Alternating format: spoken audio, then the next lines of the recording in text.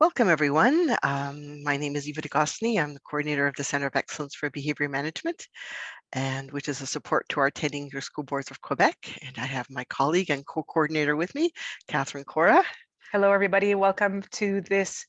I don't know how is it number 13 that we've done this year? I'm not even sure. We've done so many, but this is our final one of for the school year 2022, and very excited for new projects coming up, but also quite sad that this will be Eva's actually final presentation in this role.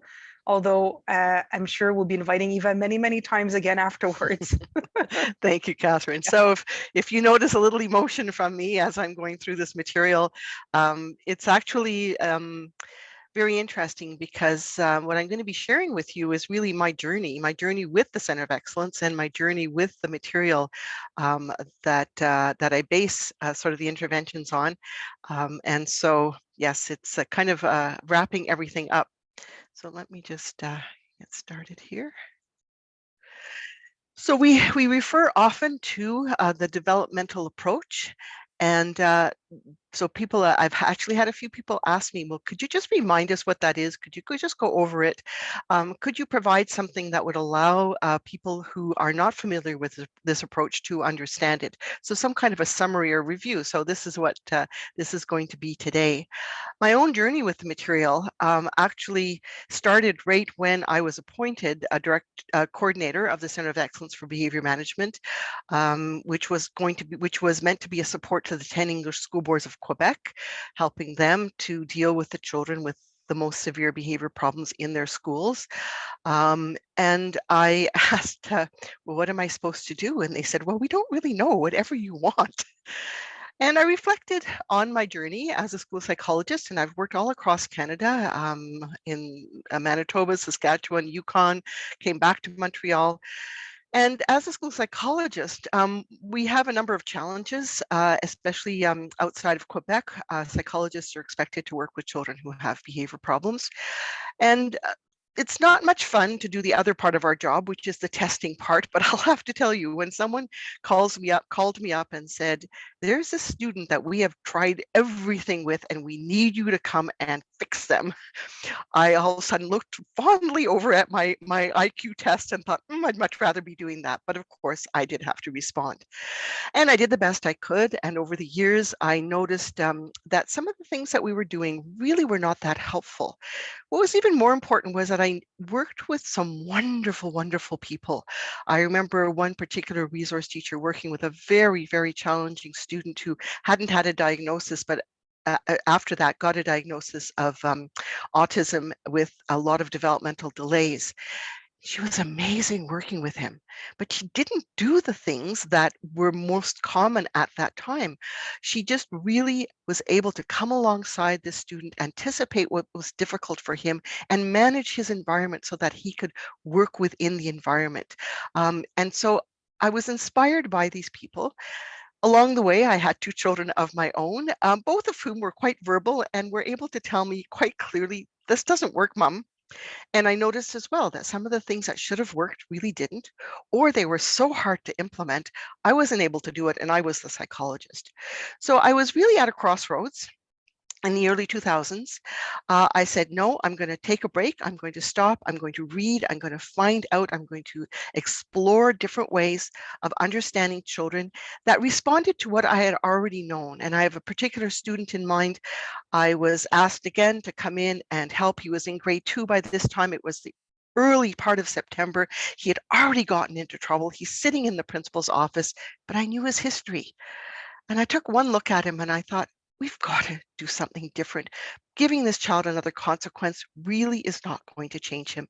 We really need to be kinder to him. And then I thought, oh, great, Eva, everyone is going to roll their eyes at you and say, what do you think you're doing? You're just going to reinforce his bad behaviors. But I knew that was not what was going to happen.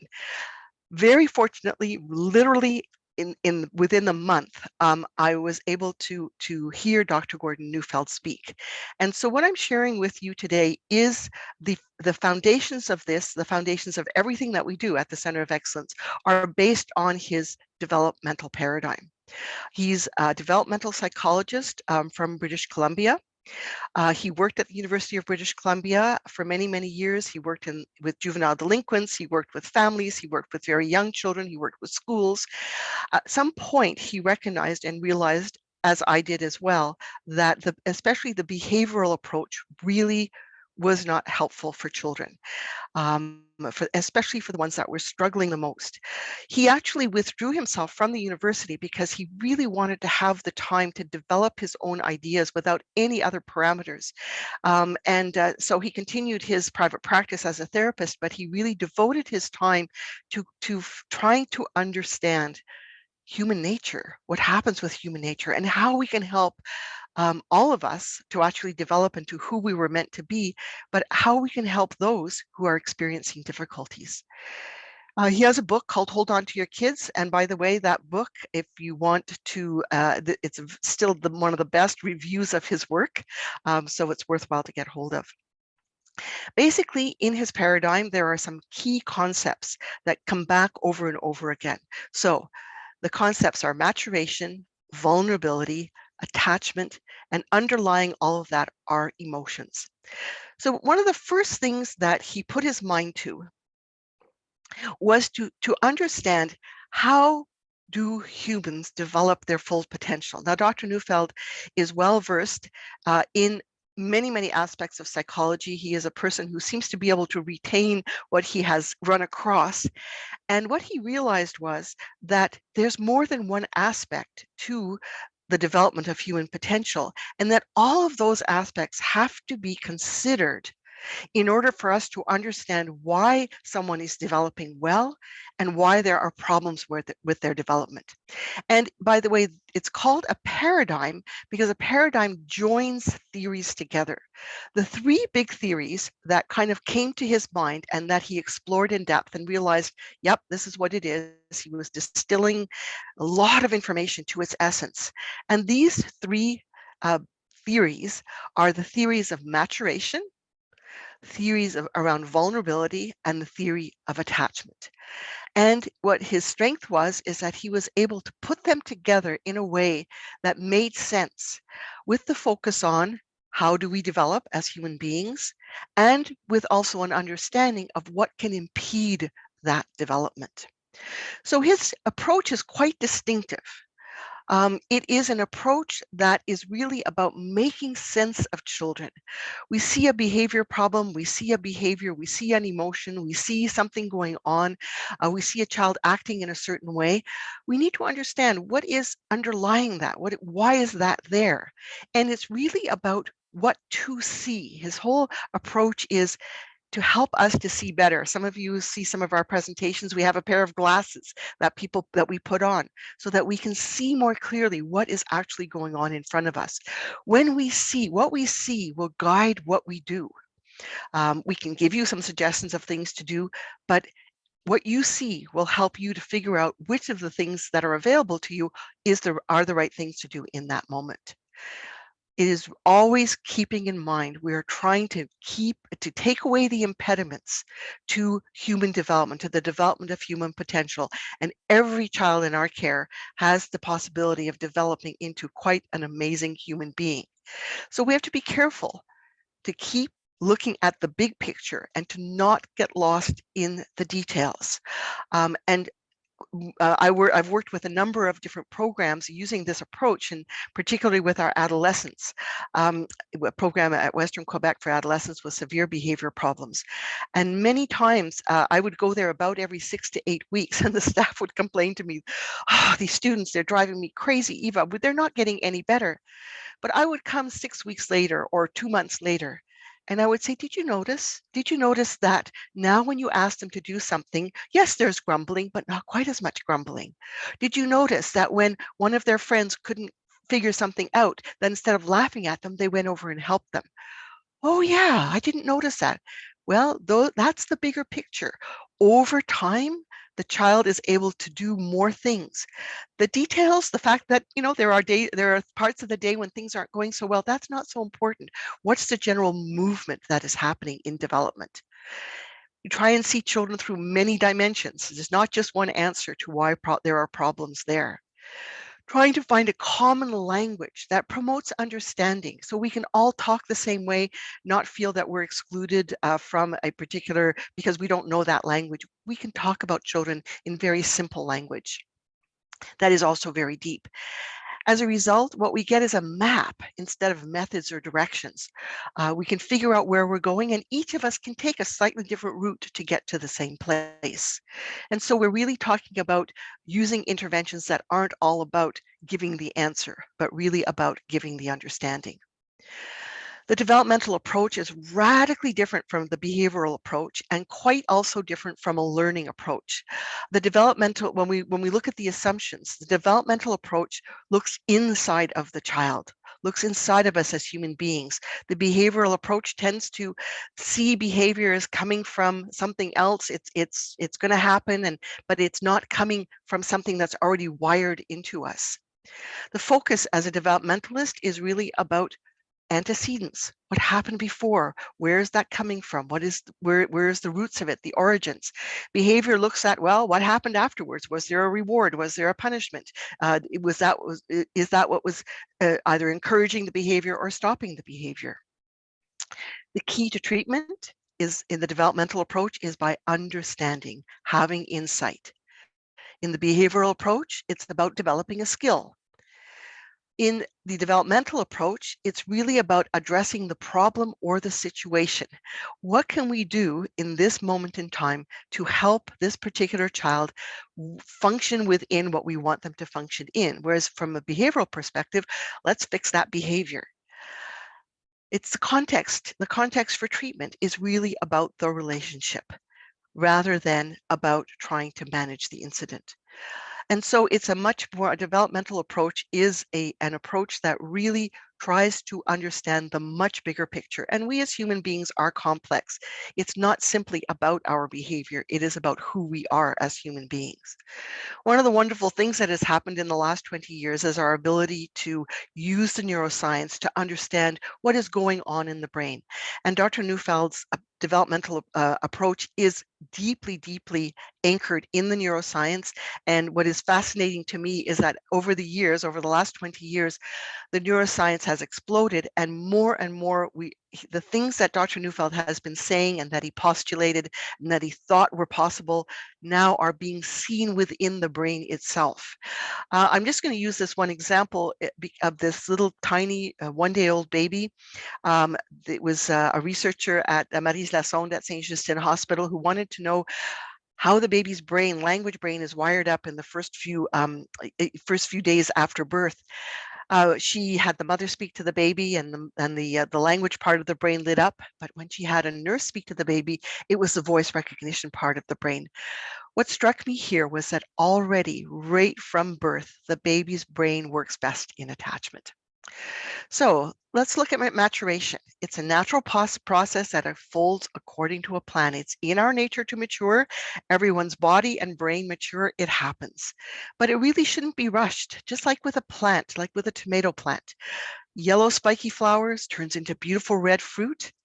And when I was talking to an experienced gardener, I said, oh, it takes 80 days for a good tomato to develop. And the person said, no, it takes 90 days.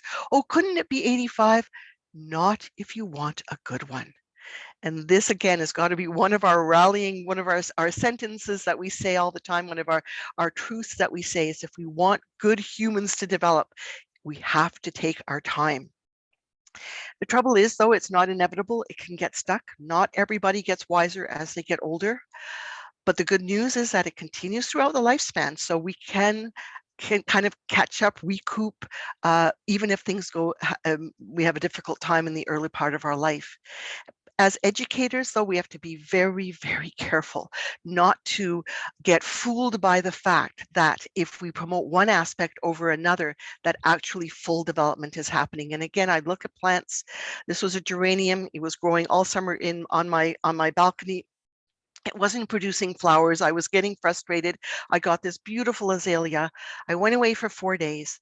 My geranium actually produced flowers and my azalea died because all summer my geranium was growing the roots that it needed to be able to survive a time of drought.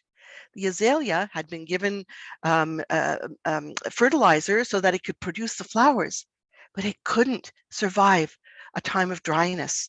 We have to be so careful with our young children, in our elementary schools, even in our high schools.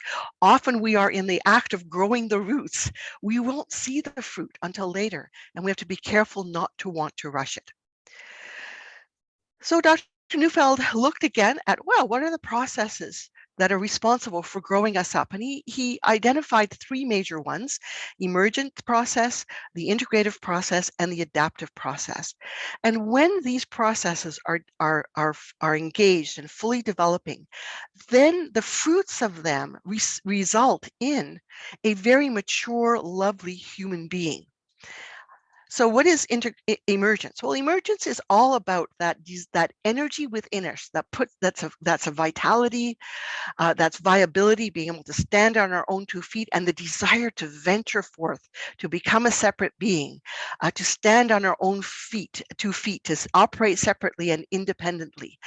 And this it's a huge force within us when all is going well. And that's one of the things we need to know about emergence, is that it is an energy, it's a luxurious energy.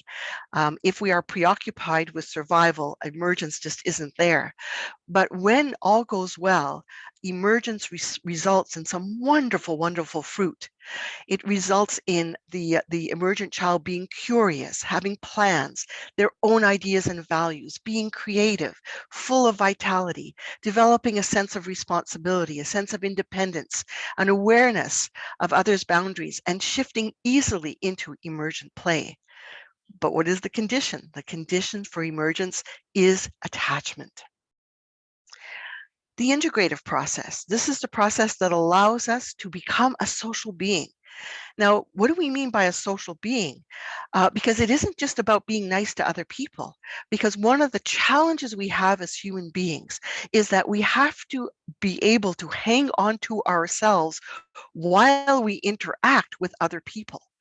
And so, as Dr. Neufeld says, we have to develop the ability to do togetherness and separateness simultaneously.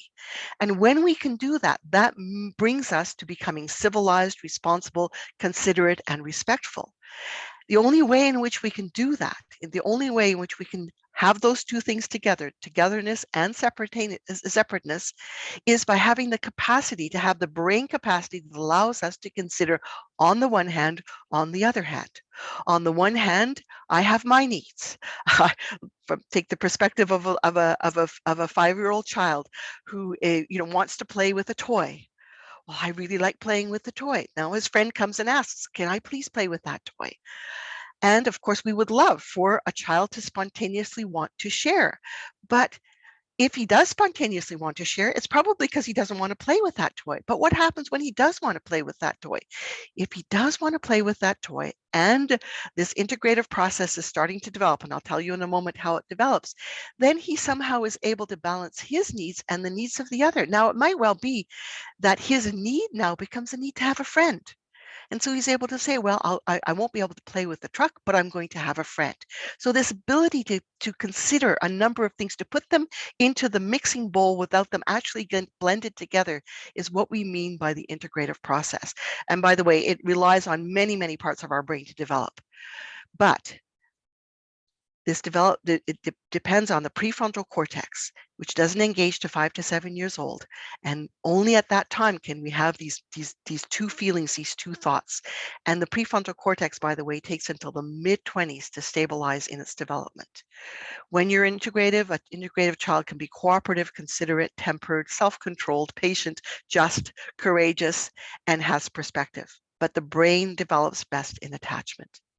The adaptive process is all about becoming a resilient being, becoming transformed when we come up against that which we cannot change. It's a process in which we have to go down, down, down, feel our sadness before we can bounce up. We have to actually be able to go through the grieving process before we can find our way back. Adaptive process requires a soft heart, a safe place to cry, We have to be able to tolerate our feelings of vulnerability, and the only way we can do that is when we have somebody who can be with us in our sadness. And when we can do that, then we will bounce back and become adaptive, become someone that can learn from mistakes, accept limits and restrictions, transcend handicaps and disabilities, become resilient, resourceful, confident in the face of adversity, and actually be able to bounce back. But again, adaptation only happens in the safety of attachment. So in terms of maturation, one of the things we need to remember is that good development requires patience and faith. That there's a difference between a child who acts mature and a child who is given the time to become mature. We can train children to do things. I've seen people train children to be very polite, but that does not mean that they are mature. And we have to be so careful not to mistake good manners or good habits necessarily for full maturity. Well, what happens? Why don't we develop the way in which we should? Well, this is where vulnerability comes in. One of the things we know about growth is that it requires softness. Again, if you've planted a seed and the seed comes up and the shell stays on the seed, we all know that that plant won't be able to grow because that shell will keep it from growing. In order this softness, but you have to be able to tolerate that softness. The trouble is that we have a brain that actually protects us when we feel too vulnerable. And this is one of the things that we've really come to understand, and we can even see this protection happening now through the neuroscience. This is no longer kind of a theory that somebody has. People who have studied Bessel van der Kolk, some of the other people who have studied trauma and the brain, they now can see a brain protecting itself.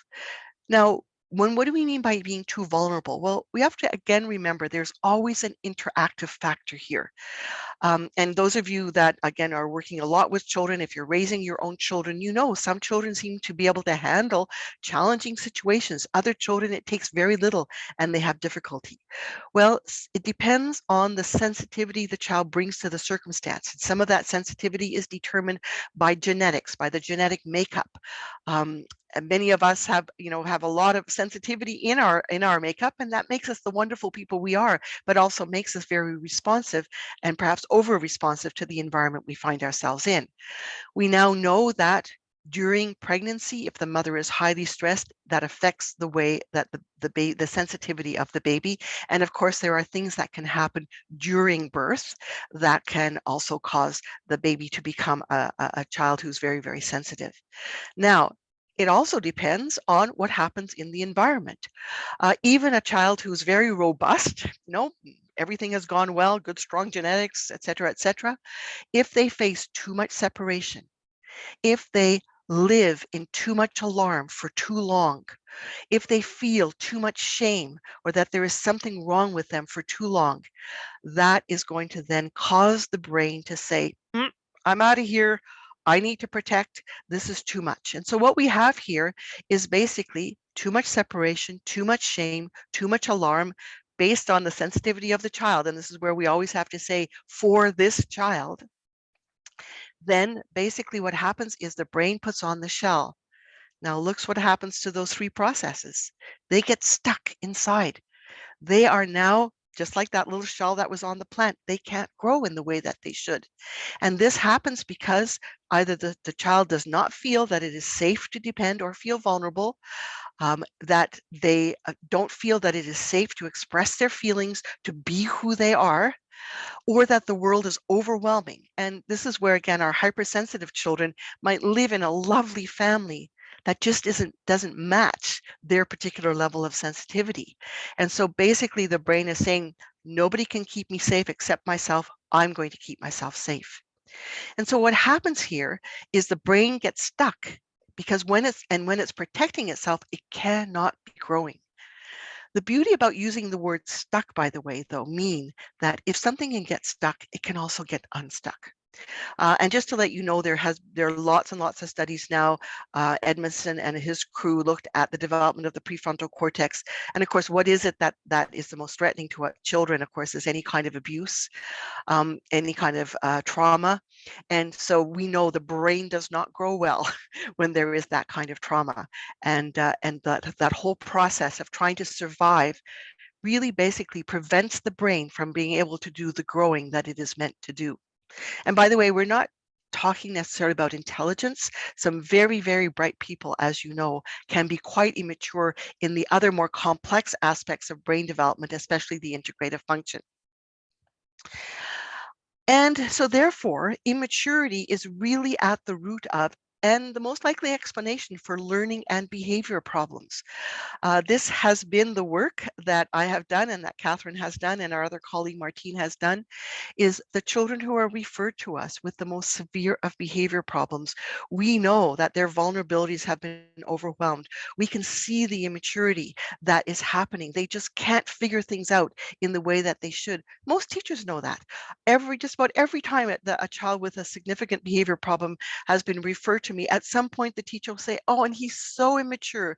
She's so immature. She just isn't like children of her age. So we've all recognized that. The only problem is we get fooled because some of these children can sound very smart, but they cannot apply what they know because the parts of the brain that are meant to work together are not really able to work together. And one of the things that we need to notice, and these are signs, and again, most of you have, if you've been following the training that we've been doing, you know that these children have very specific characteristics over and beyond the behavior problems that are kind of the symptoms that come to the surface.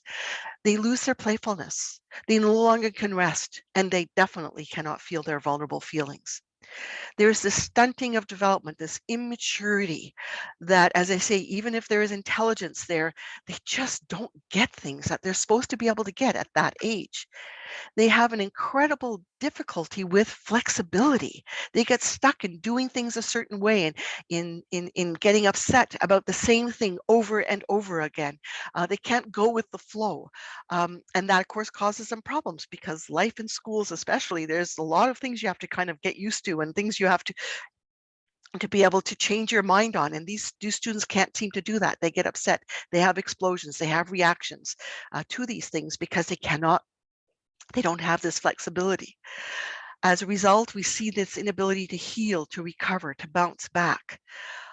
And as a part of that, they lose their empathy and caring because when you are feeling overwhelmed by the world around you, basically your brain says, I got to take care of myself.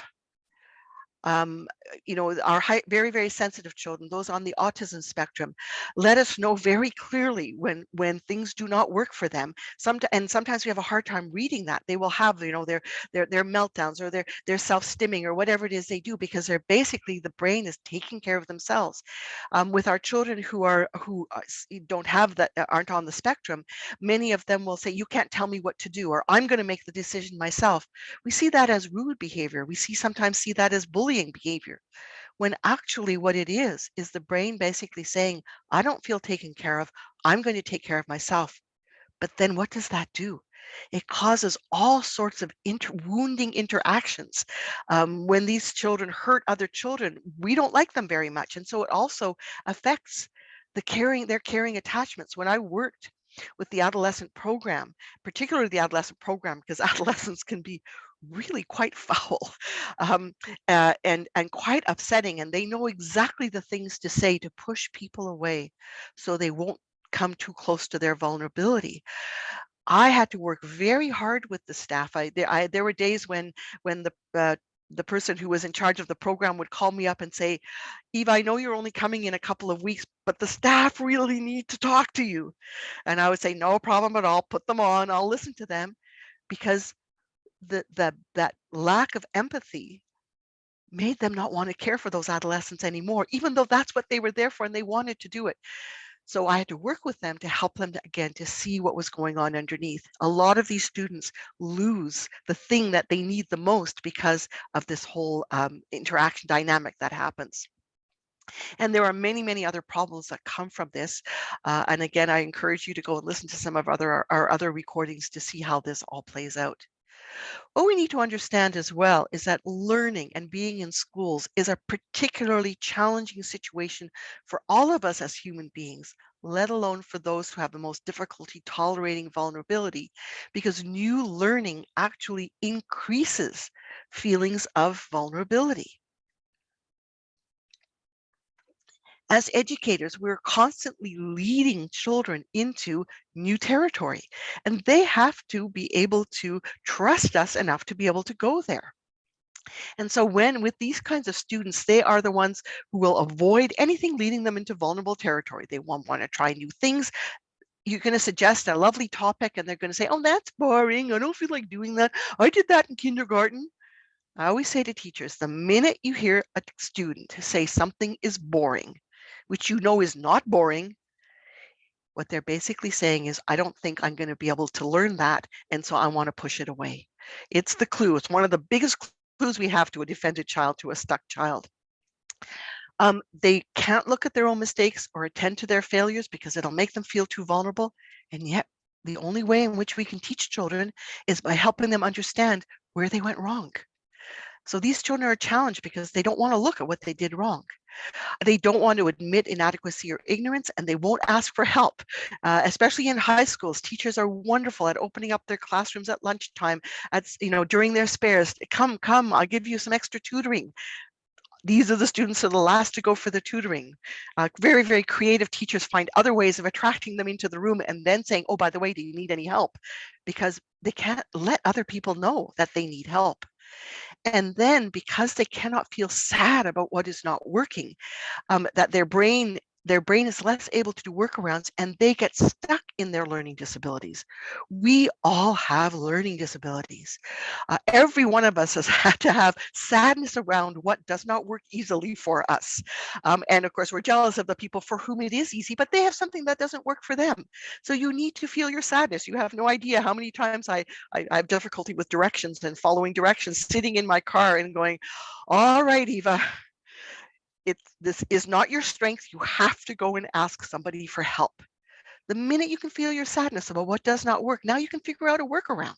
And you can find another way to figure it out, but not if you can't feel your sadness, and these students can't do that. So what's really important here is to get unstuck. We really need to go along the path of resilience. So again, you've got this defending, it protects again, it prevents growth. Growth requires softening. So what we really want to do is soften these children up to bring them to adaptation and resilience. But the only way we can do that is by feeling the sadness about what does not work. Tears are essential to adaptation and resilience, but tears can only happen when a child feels safe enough to remove the defenses. So this is absolutely key in our understanding with our most children. They need us the most, but they often push us away the most. Now, what is it that makes us as human beings feel the most vulnerable? Well, that is facing separation.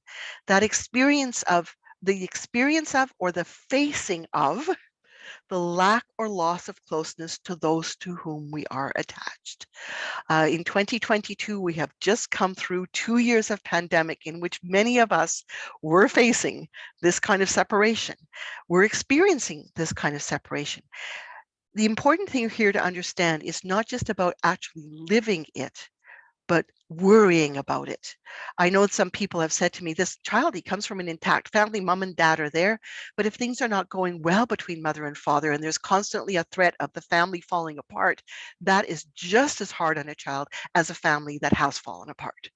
So we need to remember that. So this then brings us to the concept of attachment. Basic attachment principles. This is the most important one. Attachment is the primary need of a developing being. Therefore, separation is the greatest fear. Children need us as we are the primates on the planet that take the longest to even be able to walk and talk on our own. We, as I say, our brain takes until 25 to fully develop, if all goes well. We need each other. We need people who are wiser than we are to be able to take care of us. So it is our primary need. And that is why when we don't have attachment, it causes all sorts of problems. What is attachment for? It is actually to create the context for growth.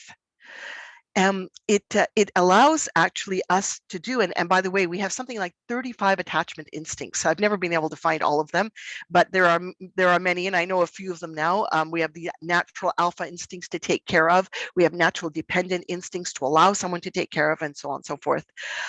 So this dependence, this ability to depend, is what allows growth to happen. And so there's a hierarchy. The adult is there to take care of the immature being. They take charge of them and allows them to take care of them and act with natural authority. The child wants us to be able to be there for them, to be the bottom line. And I'll talk about that again in a moment. These instincts also render endearing and tolerant.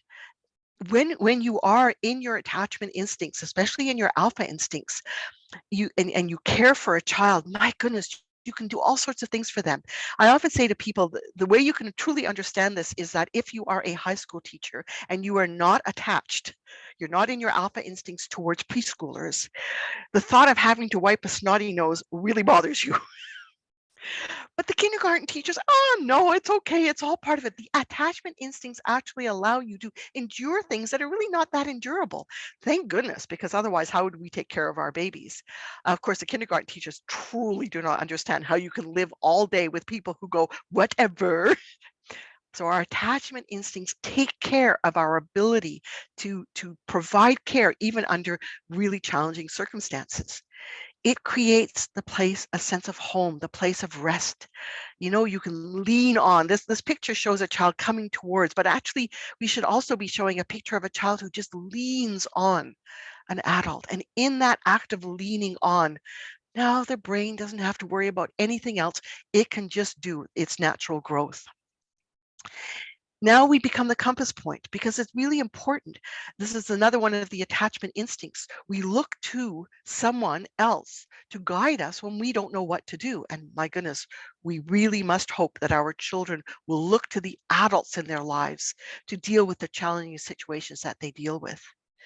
It activates proximity instincts. You want to stay close. My most favorite thing that I love to do is to look out onto the playground and see the adults who are walking around and just see the mother goose that they become. All the students that want to be around them and miss. And sometimes people say, oh my goodness, you know, shouldn't they be playing on their own? Well, they basically want to be with an adult. That's fine. That's fine as well. And usually it evokes the desire to be good, which then allows us to act with a natural authority and power. When we can bring children into the right relationship, this attachment relationship with us, we don't need to use gimmicks. I just want to go back to this idea because a safe attachment figure both cares about and cares for, or takes charge of, the dependent being. The critique continues to be there even after 20 years of me trying to explain the fact that the developmental approach, the attachment approach, does not mean that we let children do whatever they want. Because of course, if we tell them no, they're not going to like us, and now we're breaking attachment. It's true. When we have to say a no to a child, when we have to put a limit on them, when we have to basically say something for their own benefit or for the benefit of the group, they will not like us in that moment. But if we didn't do that, they wouldn't be able to feel safe, because the bottom line is someone has to be where the buck stops. Someone has to be where the bottom line is. There has to be kind of this wall against which I can lean. And that's not always going to be pleasant. What we often say, and it's said in many other contexts as well, be firm but kind. I'm going to say a no, you're not going to like it. And we let the child not like it. But we know that if we said yes, they would be in more trouble. And children who are raised in very permissive environments have huge levels of anxiety and alarm because they know they can't figure everything out. They need someone to be able to do that. But it's the way in which we do it that's important. But if we didn't do it, we wouldn't be doing our proper jobs as attachment figures. What we have to realize, though, again, is that being dependent requires the ability to tolerate vulnerability. You have to trust the person you're leaning on that they will hold you. Now, one of the other things that Dr. Neufeld has done is he's looked more deeply at how attachment happens. And basically, for us to grow and develop, we need deep roots of attachment, just like a plant needs deep roots to be able to, like my geranium needed the deep roots to be able to tolerate the dryness or the drought. Dr. Neufeld has identified 6 levels. They sort of match the levels of the preschool development, so from 0 to about 5 years of age. And the idea is that bit by bit, as each level develops, the child is able to become more independent and be away from the people that are caring for them while still holding on. And again, this is one of the most incredibly important things we need to remember. We as human beings cannot survive without attachment. It is never a question of moving away from our attachments. It's always about how we can hold on to our attachments while we become independent. So attachment has to deepen. The first level is through the senses, wanting to be with, and again, we all attach to a face that is pleasant, that is smiling, that is welcoming to us. But we can't always be with the people that we are attached to. One of the second level of attachment is through sameness. Very young children will immediately start to imitate their parents, and we think, oh, that's a way that they're learning. It is, but when the little 1.5-year-old puts on glasses that their father wears or their mother wears or their grandmother wears, when they put those glasses on, they feel closer to that person. Now they can explore their environment still feeling close. The other reason for sameness is it's a way in which language develops. We imitate the people to whom we are attached. And one of the first ways we imitate is through language. Belonging and loyalty is a stage at which I call this the stage of trust, and our students need to attach to us at this third level of attachment, which is basically the level of trust. I don't exactly know where you're leading me. I don't exactly know why you want me to do that, but I trust that you care for me. And if I trust that you care for me, I'm going to be loyal to you. And again, classroom teachers often have classes that are very loyal to them and want to protect them. Now, one of the things we need to understand is the next 3 levels of attachment, while they are essential, tend to increase vulnerability. The third level is significance. I want to be important. Again, wonderful classroom teachers have a way of having a little interaction with every one of their students that makes that student feel special. The only problem is if we forget what that is, it can also hurt. The thing about these levels of attachment, these last 3 levels, is the more you give your heart away, the more your heart can be broken. The 5th level of attachment is love. And by the way, most 4- and 5-year-olds draw many pictures of hearts all over the place. They truly give their heart to someone.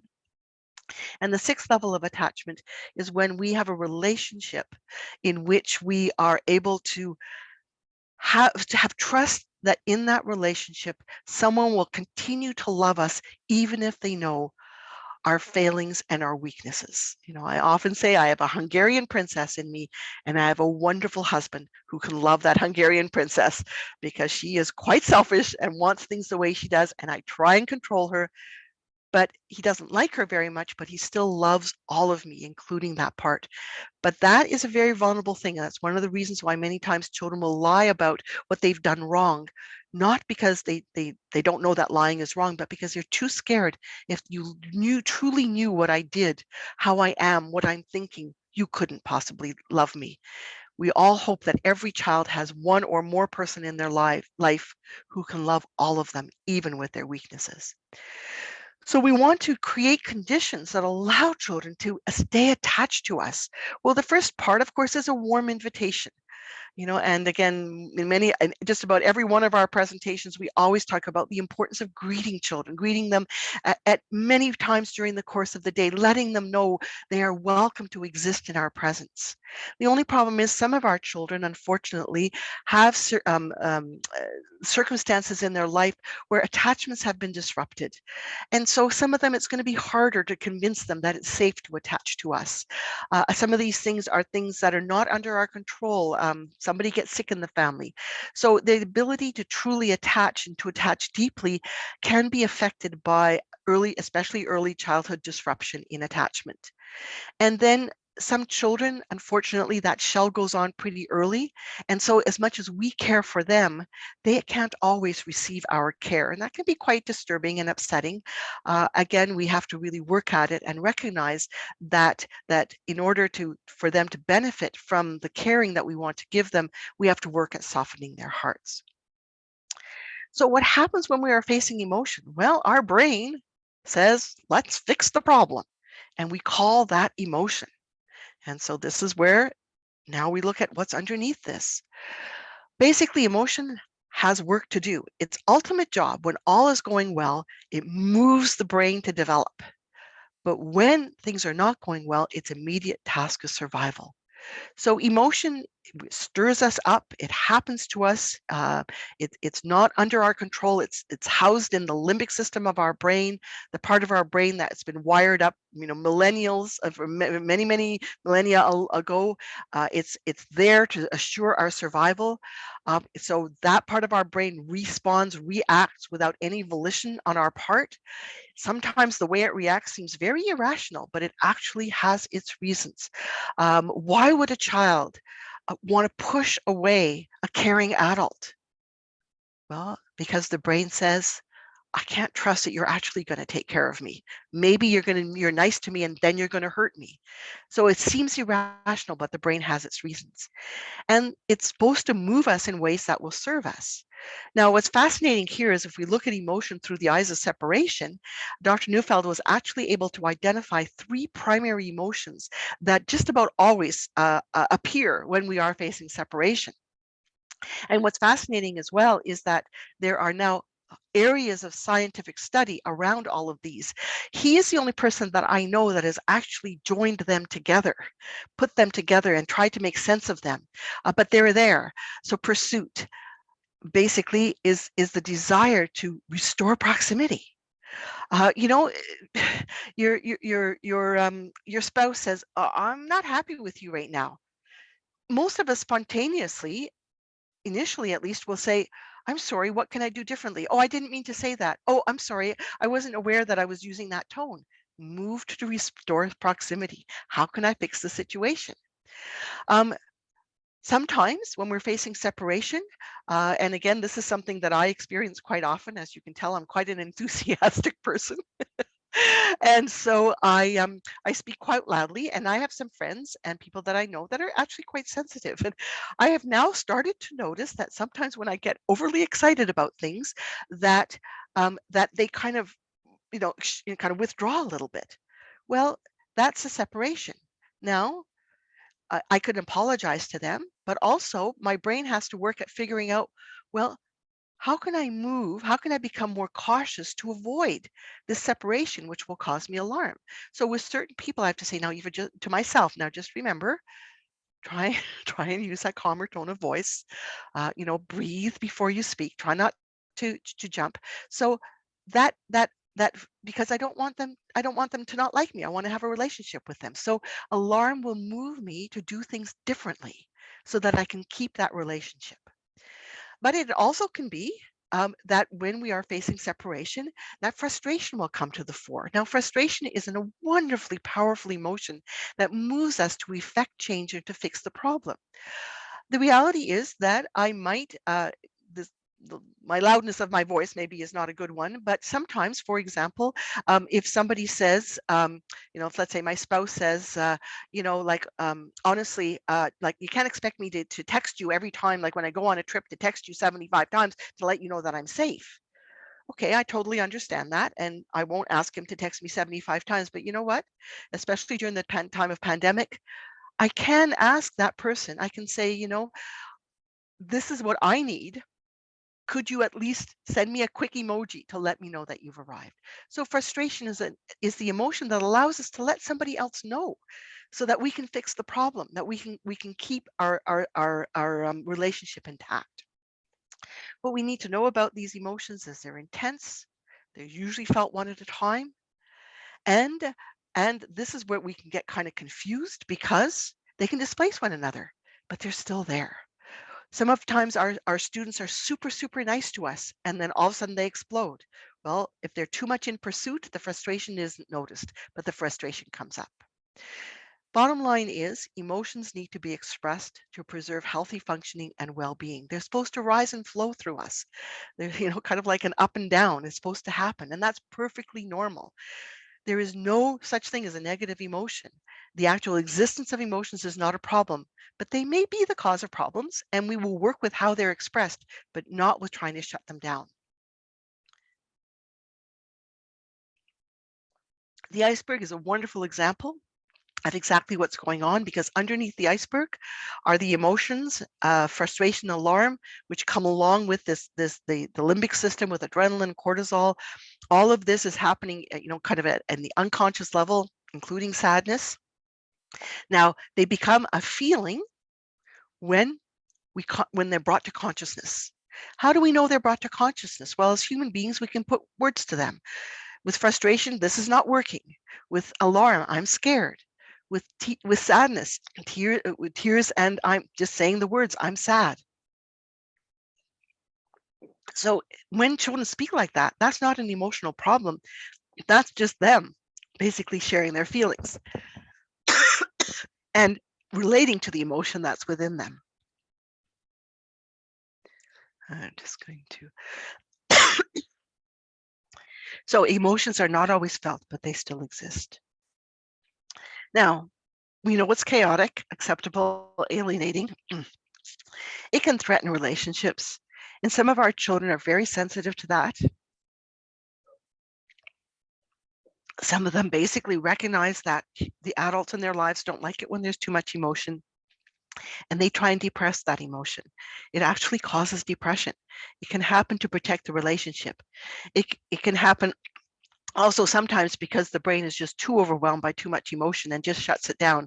Many of us have had that experience during the pandemic, because we had a lot of alarm, for example, about going into a school, but we amazingly found ourselves being able to function in the school and not feel our alarm, because again, that whole business of defending basically means that at this moment in time, we are not feeling what's going on underneath. But what we have to remember is that does come out in behavior, particularly frustration. It will come out in impatience, abruptness, rudeness, irritability, sometimes opposition, screaming, hitting. Alarm will come out in that way, physical outbursts, meltdowns, withdrawal, and pushing away. So what we need to remember is that the emotions are still there, and we actually should give space for them. Unfortunately, as human beings, we've come to see often, or as adults, sometimes we see these emotions as being unacceptable. And there are these cookie cutters that we put around our children. I saw one dear, sweet mother wanting to raise her child, very gently raising her little 3-year-old. And she basically, but her little 3-year-old was coming to be taken care of by myself and by my daughter. And she said to her little 3-year-old, who was starting to whine a little bit, "Now, honey, put on your happy face. It's okay. These lovely people will take care of you. Now, we don't want the whiny face to come out." And I thought, oh my goodness, that poor child. She's being, the cookie cutter is right there. Don't whine, don't be sad, even though she had every reason to not feel very well. We are all much bigger than the cookie cutters that are put around us. We have to really, really be careful when we are interacting with our children to not put those cookie cutters on, because really this is what results in learning and behavior problems. When we see learning and behavior problems, we know there's some kind of stuckness that is happening there developmentally. And that stuckness comes from these feelings, especially sadness, that would move us to mature. But when we're not allowed to feel those things, or when our brain protects us against them, then we aren't going to be able to develop in the way that we should. And why do we defend against them? Well, because the vulnerability of our experience. And why does our experience make us feel vulnerable? Because our sensitivities have been overwhelmed. And yet again, remind you, some children's sensitivities get easily overwhelmed, but a child who has experienced trauma, their sensitivities are overwhelmed as well. Now, the beauty of this is we can work with this pyramid, but we have to work with it in reverse. So if we want to work at undoing learning and behavior problems, we have to start at the bottom. We have to start with the thing that allows a child to feel safe enough. And we call this relational support or attachment. in the context of attachment, now the child feels safe. Safety reduces the need for emotional defenses. The emotional defense now, when those defenses are removed, now emotions can be felt. One of the things in the programs that I've worked with, whether it be with younger children or even with the adolescents, when we start to see, sometimes when we even start to see frustration coming out, and some, I had one situation that I remember particularly. This was a very, very good little girl who'd had all sorts of trauma. She had never had a tantrum in her life. When she had her first tantrum, we rejoiced because it meant now her emotions were moving. And of course, we always rejoiced when we saw children feeling their sadness and their tears, because that will promote healthy development. And when healthy development happens, now it resolves basically the learning and the behavior problems. So basically what we're looking at here, what are our interventions? We want to maximize attachment, and it is the role of the adults. We need to take responsibility for creating these strong, caring attachments with children. It's not always easy to do, but that is our primary role to do that. That's the base of the pyramid. Then we need to remember these children are immature, whether they're immature because of their age or because of their experience. And we have to provide the structure to prevent the behavior problems. Let's keep these children out of as much trouble as we can, because when they're out of trouble, it's much easier for us to create a strong relationship with them. We can't do this alone. We have to work as a team to create these environments, because some of these children, as you well know, we have to pass them sometimes. Our colleague Martine calls it passing the relationship baton. I'll take him for the first hour of the day, you take him for the second, you take her for the third hour, because what we're doing here is working together until the child can soften, until the emotional defenses can come down, so that the behavior becomes easier for us to handle and to be with. We need to provide as many opportunities for emotional expression, and play is one of the best ways in which that can happen. What we are looking at here is favoring the interventions that get to the root of the problem. We're completely trying not to deal with interventions that deal with the symptoms. All of the research tells us that if you just deal with the symptom, you're not only not making things better, you're actually making things worse. If we work at the root, the growth and development will happen. So we're going with the developmental approach. We look at maturation and we say, okay, behavior is going to change when the brain matures. It's going to change when vulnerability is protected. It's going to change when the children are attached to the adults. It's going to change when emotions are felt. And this is exactly the work that I did when I worked with a school, one of the schools in Montreal that was for children with behavior disorders. When we did this kind of work, when we took the time to create the safe relationships, to give space for emotion to come, the staff actually said to me, it took them about 2 years to really integrate this. They studied Dr. Neufeld's paradigm in many, many different ways. They actually said to the psychologist, they said, are we getting children to have fewer problems coming to us? The psychologist said, no, these are quite traumatized children. But they had changed their approach to the children. They had basically used all of the principles of the guiding principles that we said. And so while the children were with them, they were able to function so much better. The bottom line here, Dr. Neufeld tells us that children grow and mature when adults create a relational garden. We are gardeners, not sculptors. We work with the environment and we wait patiently for the growth. What children consistently need to know is that they can count on the adults in their world to provide what they need. And the reason I'm saying this as well is because one of the critiques that we've had around this approach is people say, well, but you have to do X with this child, or you have to do Y with that child. It's all about dancing in exactly the same room, in exactly the same circumstance with two different children. You're going to have two different responses based on the needs of the child. But both of those responses are anchored in giving the child what they need at that moment. And let me tell you, even in our behavior programs, the children understood that the adults weren't acting always in the same way on the surface, but were always acting in the same way from their hearts.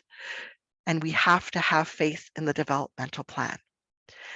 If you want to know about how to apply this, please go to our website. Also remember to go to the members part, because we have two actual big websites. All throughout the websites are all different ways in which these principles can be applied with every one of the children that you have in your schools. I think just about with every one of them. So I encourage you to go there, but I encourage you to really follow your hearts, think about children, and be the gardener and create the environment that your children need the best.